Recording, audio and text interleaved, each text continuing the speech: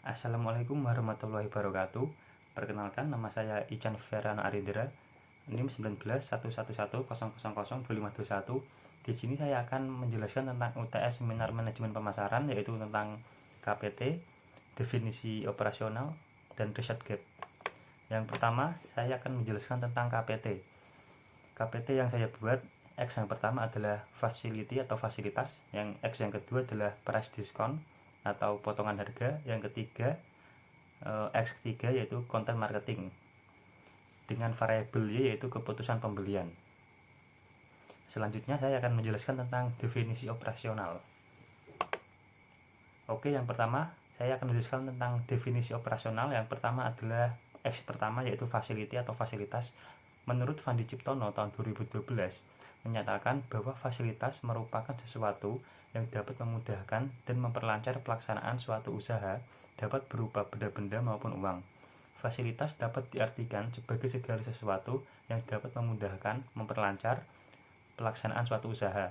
Ada beberapa pengertian mengenai fasilitas, yaitu sebagai berikut.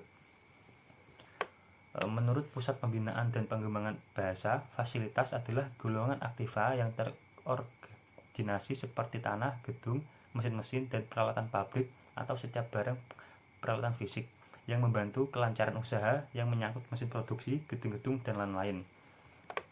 Selanjutnya, definisi fasilitas adalah sebagai pendekatan terpadu untuk mempertahankan, meningkatkan, dan mengadaptasi bangunan sebuah organisasi dan untuk menciptakan lingkungan yang sangat mendukung tujuan utama organisasi.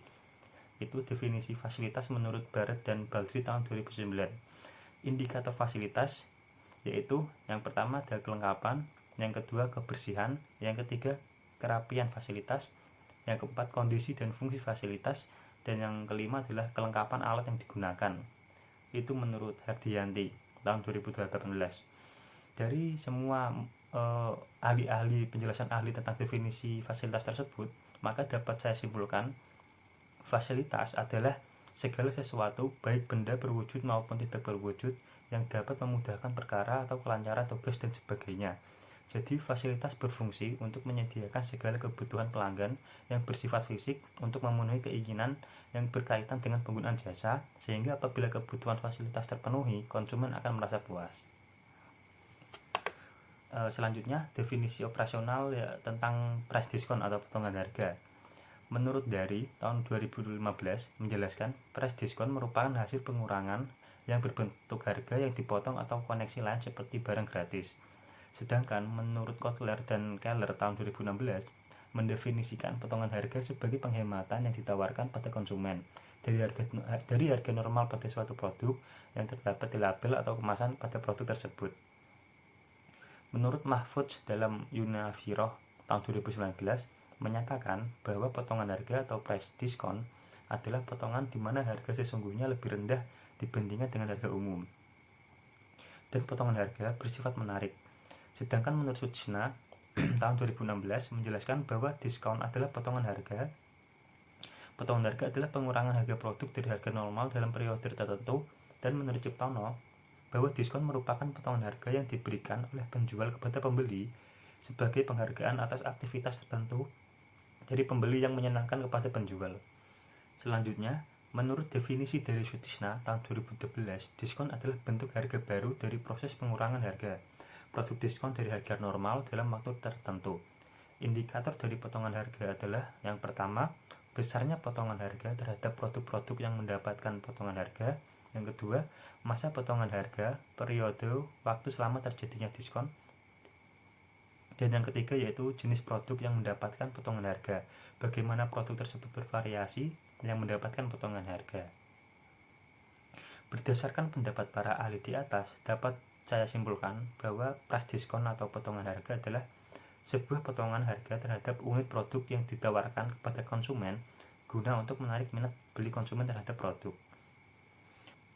Selanjutnya, penjelasan deskripsi operasional tentang content marketing. Definisi operasional content marketing menurut Ilona tahun 2021 merupakan bagian dari komunikasi pemasaran.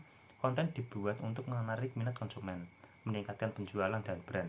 Konten yang menarik minat konsumen disertai dengan testimoni produk oleh pengguna lama Dengan seperti itu, baik antara konten marketing, minat beli, serta keputusan pembelian akan saling berkaitan.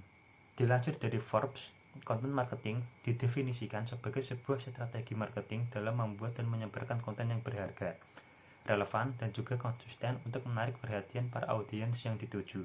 Konten sendiri dapat dibagi ke dalam beberapa kategori, yakni konten berupa teks, video, maupun audio. Selanjutnya, pengertian konten marketing menurut Junelius tahun 2019, indikator konten marketing adalah yang pertama, dapat menghasilkan minat, melibatkan, tapi juga menginformasikan dan mendidik pelanggan. Yang kedua, mengungkapkan semua nilai yang mengidentifikasi perusahaan dalam hal keunikan, konsistensi, kualitas, dan relevansi. Dan yang ketiga, bersikap proaktif yang mampu berevolusi dari waktu ke waktu. Kesimpulannya, konten marketing merupakan suatu strategi pemasaran di mana kita merencanakan, mendistribusikan, dan membuat konten yang mampu menarik audiens yang tepat sasaran, lalu mendorong mereka menjadi konsumen. Selanjutnya, di sini saya akan menjelaskan tentang research gap dari penelitian yang akan saya lakukan. Yang pertama yaitu mengenai variabel X yang pertama yaitu facility. Jurnal yang pertama yaitu dengan judul pengaruh lokasi dan fasilitas terhadap keputusan pembelian konsumen pada kedai kopi terapung Kecamatan Sape Kabupaten Bima dengan penulis Abriansyah dan Heri Nurdin tahun 2020. Hasil temuannya adalah ada pengaruh antara variabel fasilitas terhadap keputusan pembelian konsumen pada kedai apung Kecamatan Sape Kabupaten Bima. Yang kedua adalah jurnal dengan judul Analisis Pengaruh Fasilitas, Harga, Kualitas Pelayanan, dan Keragaman Menu terhadap Keputusan Pembelian Konsumen, yang ditulis oleh Marinda Marantina Rahayu Triasiti, Suprihatmi, Sriwardiningsih tahun 2017. Dengan hasil penelitian yaitu variabel fasilitas berpengaruh signifikan terhadap keputusan pembelian konsumen di CBS Versikan Tegal Besar Jember. Yang ketiga yaitu jurnal dengan judul Pengaruh Produk, Harga, Lokasi, dan Fasilitas terhadap keputusan pembelian konsumen. Dengan hasil penelitian yaitu variabel fasilitas berpengaruh signifikan terhadap keputusan pembelian konsumen di CBS Versikan Tegal Jember.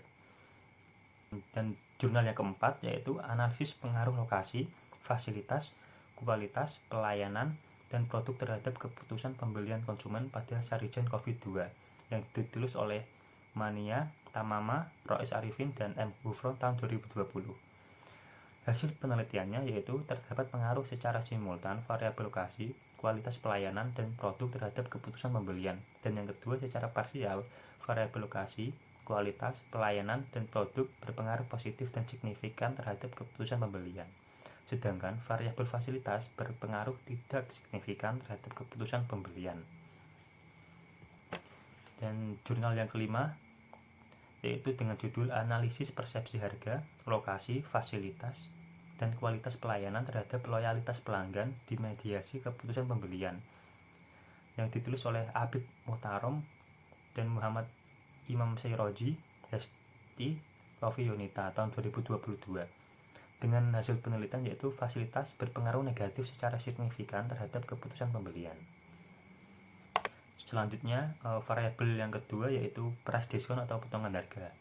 Jurnal yang pertama adalah dengan judul Pengaruh Price Diskon dan Bonus Spek terhadap Keputusan Pembelian pada Merek Mobil Suzuki, yang ditulis oleh Afrida tahun 2020. Hasil dari penelitian tersebut adalah variabel price diskon berpengaruh positif signifikan terhadap keputusan pembelian mobil Suzuki pada masyarakat Kota Padang pada tahun 2020. Jurnal yang kedua yaitu analisis yaitu dengan judul Pengaruh Kualitas Produk dan Pemberian Diskon terhadap Keputusan Pembelian pada UMKM Agus Production, yang ditulis oleh Syamsurijal, Herawati Tardan, Agung Edi, dan Risma Ayu Lestari tahun 2022. Dengan hasil penelitian yaitu adanya pengaruh yang positif dan signifikan secara parsial dari pemberian diskon terhadap keputusan pembelian pada UMKM Agus Production. Selanjutnya Jurnal yang ketiga dengan judul Keputusan Pembelian, Peran Price Diskon, Lifestyle, dan Kepercayaan Konsumen, yang ditulis oleh Nanang Handrian dan Ewi Soliha tahun 2022. Dengan hasil penelitian yaitu price diskon berpengaruh positif dan signifikan terhadap keputusan pembelian. Hal ini menunjukkan semakin banyak price diskon maka keputusan pembelian semakin meningkat. Dan yang keempat yaitu jurnal dengan judul Pengaruh Free Gift dan Diskon Terhadap Keputusan Pembelian pada Produk Skincare di MS Glow Kediri, yang ditulis oleh Yonanda Suwinovia dan Trisnia Widuri tahun 2022. Dengan hasil penelitian yaitu diskon berpengaruh positif dan tidak signifikan terhadap keputusan pembelian produk skincare di MS Glow Kediri.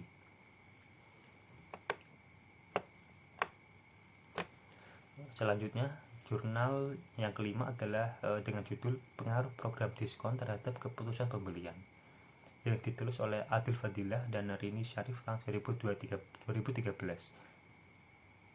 Dengan hasil penelitian, diskon tidak memiliki hubungan yang nyata terhadap keputusan pembelian.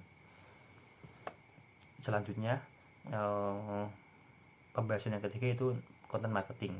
Jurnal yang pertama adalah dengan judul Pengaruh Konten Marketing dan Citra Merek Terhadap Keputusan Pembelian dengan Dimediasi Minat Beli pada Pengguna Aplikasi Tokopedia, yang ditulis oleh Ustadz Riatul Mukaromah, Mirtan Sasmita, dan Lilis Rosmiati tahun 2022. Dengan hasil penelitian adalah menunjukkan bahwa pengaruh konten marketing terhadap keputusan pembelian tidak dimediasi minat beli atau peran mediasi minat beli tidak signifikan. Jurnal selanjutnya yaitu dengan judul Analisis Pengaruh Konten Marketing, Influencer, dan Media Sosial Terhadap Keputusan Pembelian Konsumen, yang ditulis oleh Reja Nur Sadrina dan Justini Yulisanto pada tahun 2022. Dengan hasil penelitian yaitu terdapat pengaruh yang positif antara variabel konten marketing terhadap keputusan pembelian penggunaan Instagram atau TikTok di Kota Magelang. Yang ketiga, jurnal dengan judul Analisa Strategi Pengaruh Influencer Marketing di Sosial Media, Online Advertising, dan Konten Marketing terhadap keputusan pembelian, seperti kasus pada toko online Zalora, yang ditulis oleh Aditya Yoga Prasetya, Ari Dwi Astono, dan Yuyun Ristianawati tahun 2021. Dengan hasil penelitian yaitu konten marketing berpengaruh positif dan signifikan terhadap keputusan pembelian pada toko online Zalora. Jurnal selanjutnya yaitu dengan judul Pengaruh Konten Marketing dan Lifestyle Terhadap Keputusan Pembelian pada Usaha Kecil Menengah di Media Sosial, yang ditulis oleh Yusra UI Huda, Antonius J. Karsudjono, dan Rian Dermawan pada tahun 2021. Dengan hasil penelitian yaitu konten marketing tidak berpengaruh signifikan terhadap keputusan pembelian pada usaha kecil menengah di media sosial.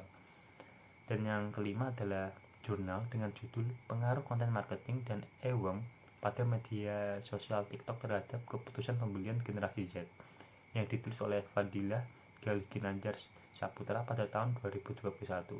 Dengan hasil penelitian yaitu menunjukkan bahwa konten marketing pada media sosial TikTok berpengaruh terhadap keputusan pembelian konsumen generasi Z.